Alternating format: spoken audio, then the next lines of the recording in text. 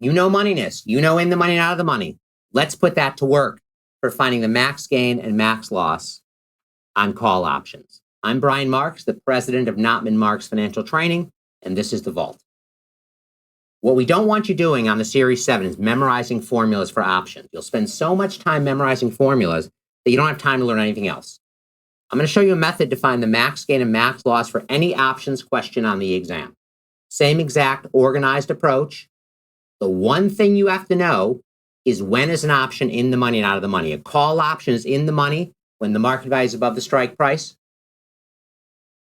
It's out of the money when the market value is below the strike price. Fundamentally important. If you don't know that, go back and watch the Vault video on moneyness first, and then come back here.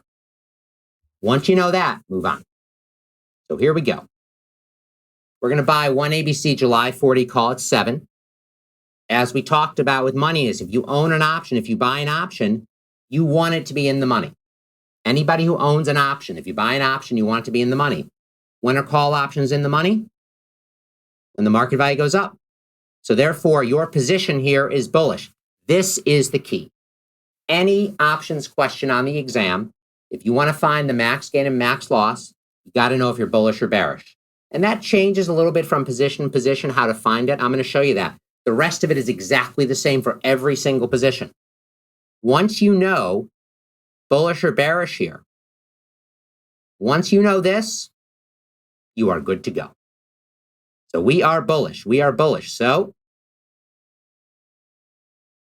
our maximum gain, well, you want the stock to go up. When's the stock going to go up? How are you going to do if the stock goes up? Make up a number. I don't know. We're going to make something up. Plug in 100. I like 100. Makes the math nice and easy. At a market value of 100, is the call in the money or out of the money? Remember, you can cover up the buy and sell. It's in the money. It's a 40 call. And since we bought it, that's good. We wanted that to happen. So we made $60 a share on the call. We paid our $7 premium. Why did we make $60? Because we could buy the stock for 40 and it's actually worth 100. So we're going to make $53 a share. Is that the best possible thing that could happen? Is that our maximum gain? Maybe. But I don't know. Let's double check. Is that the best possible case? I don't know. Let's try something else. Let's try 200. At a market value of 200, is a 40 call in the money or out of the money? Again, take your hand, cover up that buy and sell. You're on a public computer, people are going to think you're crazy just covering up the screen, but that's fine. Just do it.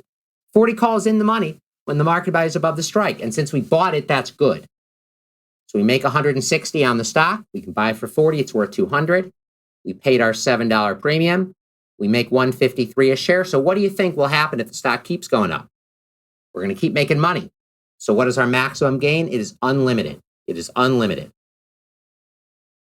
There we go. Max loss. We are bullish. Bullish means you want the stock to go up. Why? Because the horns of a bull point up. That's why bullish means you want the stock to go up. So the worst case, what's the worst thing in the world that can happen if we want the stock to go up? It could go all the way to 0. It doesn't get any worse than that, right? At a market value of 0, is a 40 call in the money or out of the money? You can cover up that buy and sell. It doesn't matter. 40 call is out of the money. We lose our premium. That's our max loss. There you go. This approach, plugging in numbers, identifying the attitude, plugging in 0 and 100, works for every single strategy. Works all the time. Nothing to memorize. You're like, oh, that's sweet. I know any max gain, max loss. You're like, Brian, can you give me something for break even? Yeah, that's in a future vault. Let's try another one. We're going to sell an XYZ July 60 call for 4. If you sell an option, if you write an option, what do you want to happen again? This is where moneyness is important. What do you want to happen? You want it to be out of the money. You want it to expire worthless. When is a call option out of the money? When the market value is below the strike price. So you are bearish. Why is that called bearish? Because the head of a bear points down. So you actually want the stock to fall here. And if you're like, oh, I'm not clear on that, watch the moneyness video. Practice moneyness. That's the critical element here. Everything is based off moneyness. So what's my maximum gain? Well, if I'm bearish, what's the best thing that can happen? Stock goes all the way to 0. Stock could go all the way to 0. At a market value of 0, 60 call, out of the money. You're like, Brian, well, what if I sold it? It doesn't matter. Remember, it does not matter. It does not matter. going to show you my face just to show you how important that is. It does not matter. If you have a call option and the market value is below the strike price, it is out of the money. That is just a fact that it is out of the money. So the option is out of the money. It expires. We keep our $4 premium. Our max gain is $4 a share. There you go. You're like, well, can you make more than that? Well, if you want it to go down, can't really go less than zero, right? So that's your maximum gain, $4 a share times 100 shares, by the way, because it's one contract. So it's $400, but I just do it per share here. What about your maximum loss? Well, the market value of 100, look at a number, right? Market value of 100.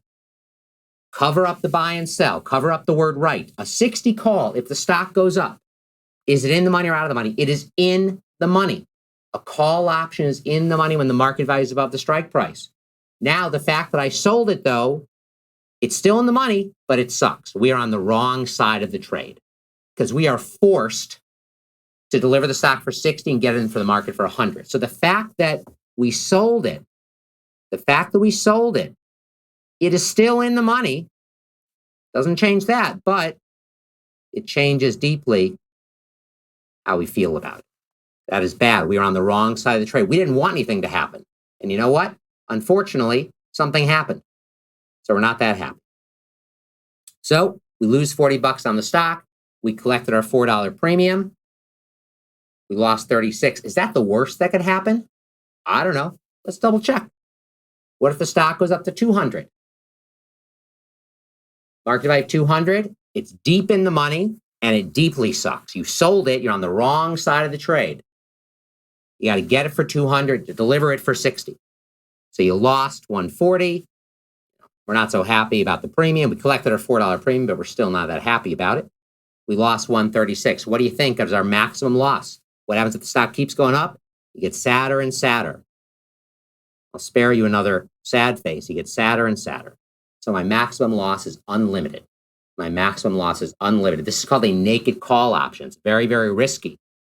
You got to deposit margin in your account if you're going to do this because the broker needs to know you can pay that out if you lose. Let's keep going. You're like, Brian, well, this won't work if I have more than one position. It sure will. We're going to sell short 100 shares of ABC stock at 32. And we're going to buy an ABC July 40 call at 7. This is a hedged position. We've sold the stock short at 32. But just in case it moves against us, we bought a call. Most important thing is to identify the attitude, right? I've shown you bullish and bearish drives it. That determines if you plug in 0 or 100, depending on the direction. So how do we determine this? If we have stock and an option, how do we determine the attitude? Anytime you have a stock and an option, the attitude is based off the stock position. So we sold stock short. You can see we sold stock short. When you sell stock short, you're betting that it will fall.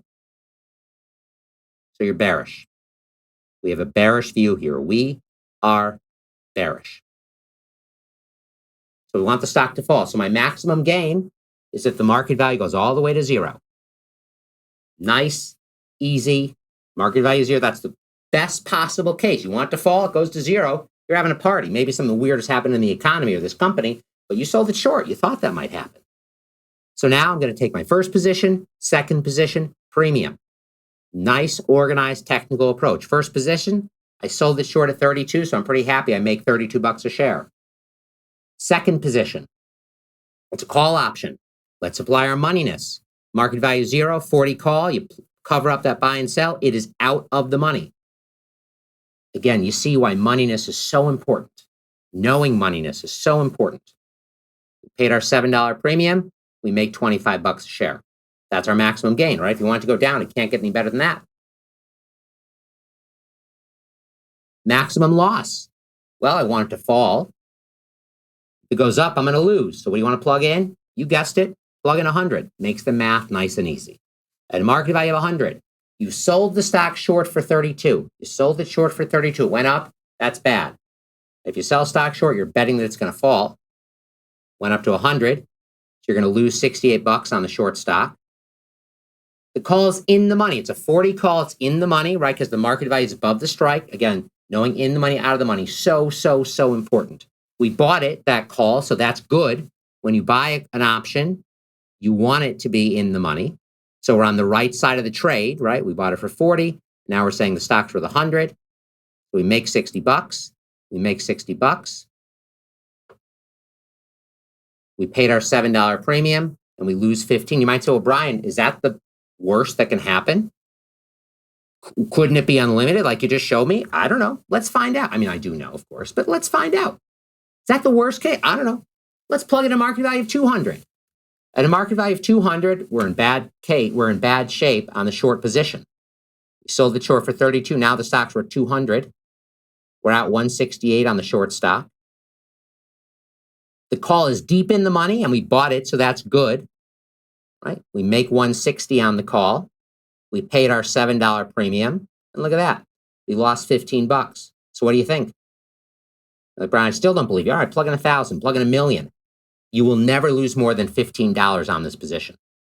So that's your max loss. By the way, that's why this is a hedge. That's why investors do this. Because if you sell stock short and it goes up, you got a problem. But if you buy this call, it's a little like insurance. So you can see, just in case it keeps going up, not going to lose your metaphorical shirt. Like, Brian, well, this won't work for spreads. Of course it will. We're going to sell an ABC July 30 call at 9. We're going to buy an ABC July 40 call at 7. Anytime you have two calls or two puts, anytime you have a spread, how do you know if it's bullish or bearish? The higher premium determines the outlook. The option with the higher premium. So that's our short call here, right? You see we have a higher premium here. So if you're selling a call, now again, moneyness is important. If you're selling a call, anytime you're selling an option, you want it to be out of the money. Anytime you're selling an option, you want it to be out of the money. That'll happen for an option, for a call option, when the market value is below the strike. So this is a bear spread. You are bearish here. That's why, again, this moneyness is so important. You shouldn't move on to anything else for options until you're good with when an option is in the money or out of the money. So my max gain, this is a bear spread. We'll do our max gain and max loss. One thing I'm going to do to save some time, I'm going to net my premiums. So you see I collected 9. This is a plus 9. Why is it a plus? Because I sold it. This is a minus 7 because I bought it. You buy anything in this world, you pay for it. So plus 9, minus 7. So my net premiums are plus 2. So I'm just going to use that plus 2 when I take my premiums, and that'll save me a bit of time. So here we go. My max gain, if I'm bearish, you guessed it. Market value 0. You're bearish, you want to go down. It doesn't get any better than going to 0. And check this out. A July 30 call, a July 40 call. Market value is below the strike price. Market value is below the strike price. The buy and the sell, remember, that doesn't impact moneyness. Both options, it doesn't matter, are out of the money. You're like, well, both of them? Yeah. Remember, I told you on a previous Vault video, in the money, out of the money has nothing to do with the side of the trade you're on. You got to forget that. Cover it up with your hand. When you're determining moneyness, it does not matter. I collected my $2 premium. So there you go. That's my maximum gain. It's $2 a share. Nothing to memorize.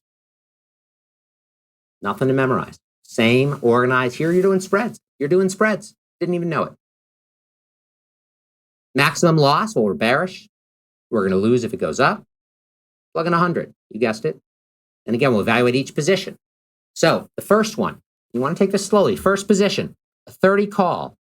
If the market value is 100, is it in the money or out of the money? You want to say it along with me. I hope you're saying it. You're saying, oh, Brian, that's in the money. But since I wrote it, is it good or does it suck? If you write an option or sell an option that's in the money, that sucks. You are on the wrong side of the trade. You're on the wrong side of the trade.